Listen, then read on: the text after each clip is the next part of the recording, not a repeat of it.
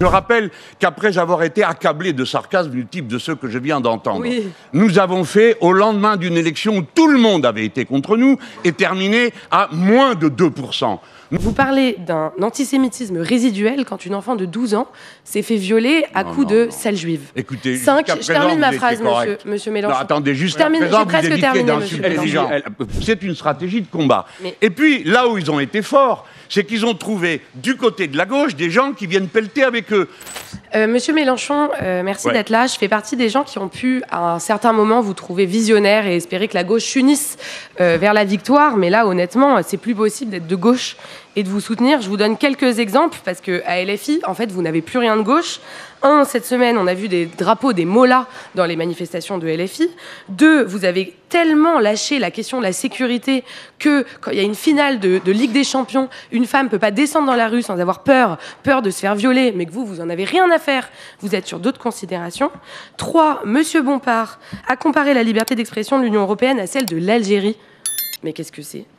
4, vous parlez d'un antisémitisme résiduel quand une enfant de 12 ans s'est fait violer à coups de sale juive. Écoutez, 5, je termine ma phrase, monsieur Mélenchon. Non, attendez, jusqu'à présent, vous évitez d'insulter les gens.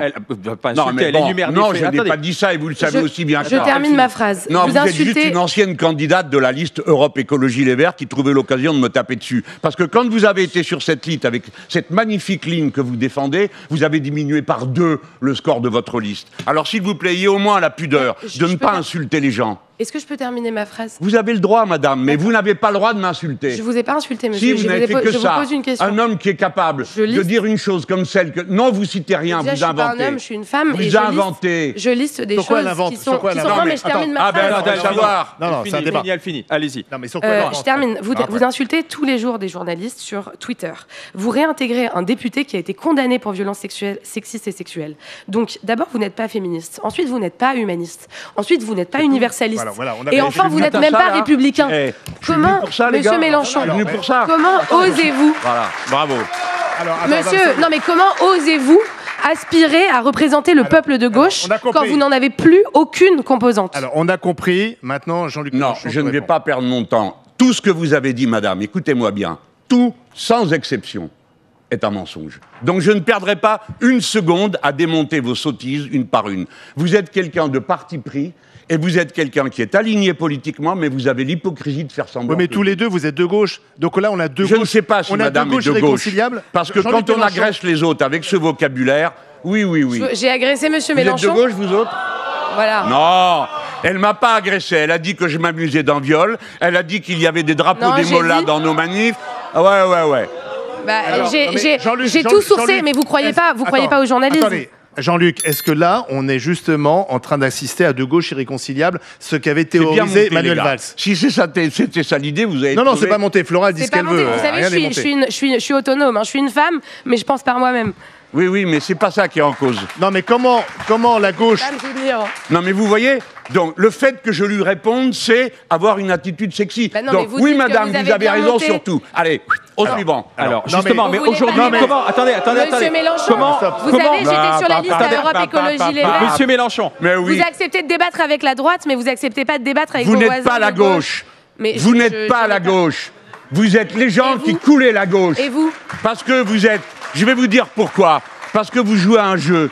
On comprend mes adversaires. Moi, je respecte leur ligne de combat. Ils ont décidé, c'est pas bête, ils se sont dit, on va faire des insoumis l'équivalent à gauche de ce que la gauche a fait avec le RN à droite, en disant, on va en faire le diable. Donc, ils tracent une ligne, tous ceux qui sont d'accord avec le diable ne sont plus fréquentables. C'est une stratégie de combat. Et puis, là où ils ont été forts, c'est qu'ils ont trouvé, du côté de la gauche, des gens qui viennent pelleter avec eux. Donc cette dame, en m'attribuant toutes sortes d'horreurs, mais monsieur elle est en train de vous dire, ce type n'est pas de gauche, il est du côté des autres. Oui, mais Jean-Luc Mélenchon, le problème, c'est que pour gagner, si la gauche peut revenir au pouvoir, à un moment donné, elle doit s'unir. C'est l'histoire de la gauche, vous la connaissez mieux que moi. François Mitterrand, il avait toutes les voix de gauche, et en 80, il gagne. François Hollande avait réussi à faire venir la gauche à lui. Comment vous allez réussir à faire venir la gauche à vous lorsqu'on entend ce dialogue entre vous et Florin? Non, mais c'est pas un dialogue, elle m'injurie. Bon, d'accord. En quoi je vous ai injurié, monsieur Mélenchon? Non, mais bon. Non, mais monsieur Mélenchon, est-ce que vous pouvez éviter de mentir en direct devant des millions de Français? Non, madame, la discussion entre vous et moi est terminée. Ah, donc vous ne débattez pas avec les personnes qui vous touchent au cœur? Non. Parce que, en fait, c'est vos convictions que vous avez abandonnées. Parce que débattre avec Charles, il n'y a pas de problème vu que vous n'êtes pas d'accord. Mais je ne vous ai pas insulté non plus. Lui, il me cherche à l'endroit où j'ai mal. Mais non, c'est pas pareil.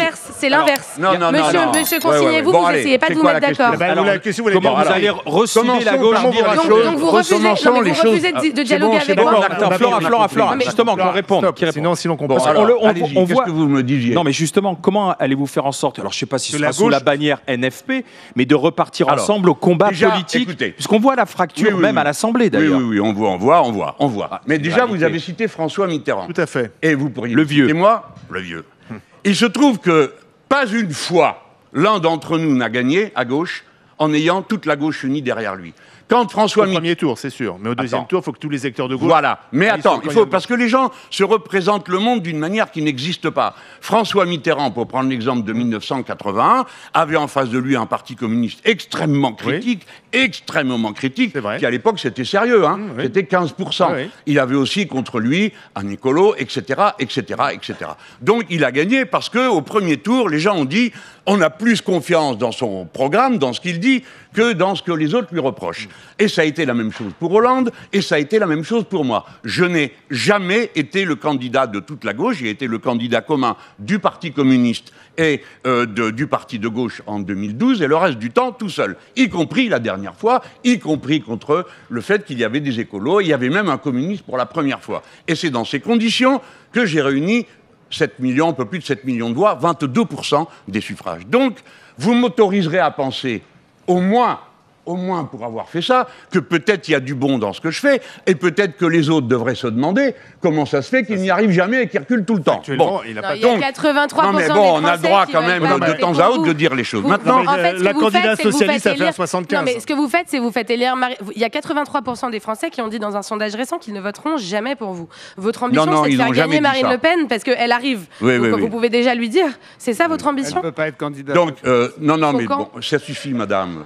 Personne, il n'y a pas 83%. Madame, vous refusez le dialogue avec moi. Il n'y a pas 83% des gens qui ont dit qu'ils ne voteraient pas pour moi. Vous êtes une menteuse. Voilà tout. D'accord. Voilà. Donc en fait, vous refusez. Il y a la proportion qu'il y a dans cette salle, curieusement. Donc moi, je me fais insulter pendant 20 minutes, en fait. Juste parce que je vous demande. C'est ça, faites la victime. Allez, alors, je voudrais terminer. Non, mais est-ce que j'ai le droit de terminer ce que je disais? Bien.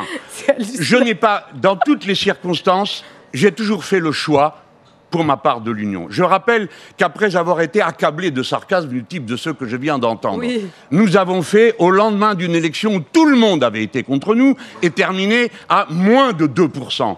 Nous avons permis aux socialistes d'avoir un groupe, aux communistes d'avoir un groupe, aux Verts d'avoir un groupe.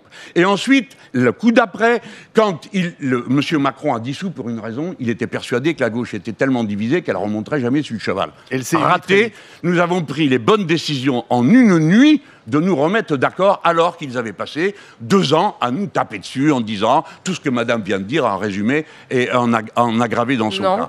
Donc tout ça, ce que moi je demande, je n'ai pas le choix. On me demande de renoncer au programme que nous avons défendu si je veux pouvoir entrer dans une coalition de premier tour à l'élection présidentielle. Je dis que les Français tranchent. Si vous voulez que ce programme avance, alors vous pouvez vous joindre à nous. Je dis à toutes les personnes de gauche qui veulent l'entendre, vous pouvez vous joindre à nous. Au groupe, au sous-groupe, au courant, vous pouvez vous joindre à nous. Voilà pourquoi... Donc un groupe qui n'est pas humaniste, qui n'est pas féministe. Est-ce que j'ai le choix? Je vais vous donner un exemple. Je signe avec mes camarades un accord qui s'appelait NUPES. Vous vous rappelez de ce truc? On signe, il y avait 640 mesures. Il n'y avait même pas 24 heures qu'on venait d'être élu, que déjà il passait tout par-dessus bord. Et la dernière chose dont on n'a pas parlé ici, pour prendre un exemple récent, on arrive dans les motions de censure. Franchement, on a été, nous, élus pour combattre un gouvernement. Quand un gouvernement vous menace de 49.3, vous n'avez qu'une réponse, c'est la censure. On dépose une censure, 2 censures, 3 censures, 5 fois de suite. Les socialistes refusent. Pourquoi? Parce qu'ils disent, vous allez voir, on a trouvé une bonne combine avec M. Bayrou. Le conclave. Vous allez avoir tout ça, plus le conclave et la remise en cause de la retraite. Qu'est-ce qui va se passer pour le conclave, c'est lundi, dernière réunion. Vous êtes... 100% bidon. C'est bidon. Mais le début, ça a commencé par une liste comme ça de mesures que le PS prétendait avoir obtenues. Le budget suivant, ce pauvre Barnier, il est mort pour rien, parce que le budget suivant a été pire que le précédent. Et les socialistes l'ont laissé passer et ont permis à M. Donc vous dites quoi aux socialistes? Il faut censurer? Bah évidemment. Moi, je leur dis, vous ne pouvez pas. Écoutez, c'est vous qui nous avez dit, vous avez fait un plan d'enfer avec Bayrou, qui avait des avantages, plus le conclave pour rediscuter de la question de la retraite. Au fini, on n'a rien. Donc, si vous êtes cohérent, vous devez voter la censure. Moi, je ne me cache pas de mon but. C'est que les censures de gouvernements minoritaires, alors que nous mais le PS tout seul ne peut pas le faire. Beaucoup d'idées dans cette Assemblée. Beaucoup d'idées. La gauche toute seule ne peut pas le faire. La gauche toute seule ne peut pas y arriver. Bayrou. Vous avez besoin du RN. Mais c'est pas comme ça que ça se présente. Ah bah si, c'est de l'arithmétique. Mais oui, mais bien sûr. La censure, c'est de l'arithmétique. Oui, mais bien... C'est un député plus un député, il en faut 289 pour faire tomber. Voilà, vous avez raison. Il faut qu'il y ait une majorité pour voter la censure. Mais vous n'êtes pas d'accord, vous n'êtes pas obligé d'être d'accord sur les motifs de censure. Mais le RN a peut-être l'idée qu'il l'a eu à un moment donné. La preuve, c'est qu'on a fait tomber Barnier. Et il a bien fallu qu'ils votent avec nous. Ils ont voté sur notre motion, pardon. Ils ont voté sur notre motion de censure. Et là, il y en aura sans doute une de plus, mais ce que je veux dire aux gens qui m'écoutent, c'est que c'est pas par plaisir qu'on fait des motions de censure, c'est qu'il y a un minimum de légalité institutionnelle et républicaine qu'il faut continuer à respecter.